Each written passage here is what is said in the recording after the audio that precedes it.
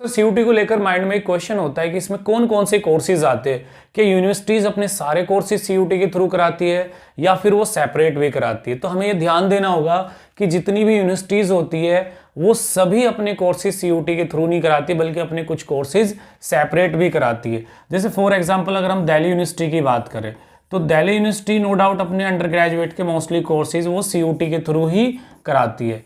लेकिन बहुत सारी ऐसी सेंट्रल यूनिवर्सिटीज़ है जो अपने सारे कोर्सेज सीयूटी के थ्रू नहीं कराती। जैसे फॉर एग्जांपल जामिया मिलिया इस्लामिया, इसके कुछ ही कोर्स सीयूटी के थ्रू होते हैं, बाकी का एग्जाम एंट्रेंस ही सेपरेट करवाती है।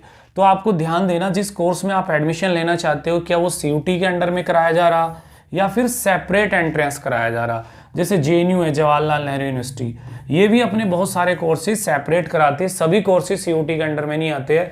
तो आपको ये देख लेना कि कौन कौन से कोर्सेज इन यूनिवर्सिटीज़ के सीयूटी के अंडर में है, वो उनके प्रोस्पेक्टस में मेंशन किया हुआ। जो इनके प्रोस्पेक्टस होते हैं उसमें दिया होता है कि कौन से कोर्सेज तो इनके अपने सेपरेट होंगे और कौन से कोर्सेज ये सीयूटी के थ्रू कराएंगे। क्योंकि पता चले आपको कौन से कोर्स में आपको अप्लाई करना, वो कोर्स सीयूटी के अंडर में आता ही नहीं है या सेपरेट होता है।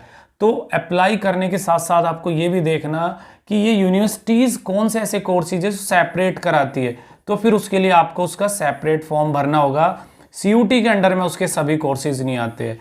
तो जिस यूनिवर्सिटी में आप अप्लाई करना चाहते हो और जिन कोर्सेज में आप अप्लाई करना चाहते हो, तो दोनों को चेक कर लीजिए, उसके बाद आप सीयूटी पे डिपेंड रह सकते हो। अदरवाइज उनके आप सेपरेट अलग तरीके से फॉर्म भरेंगे और उनका अलग एंट्रेंस होगा।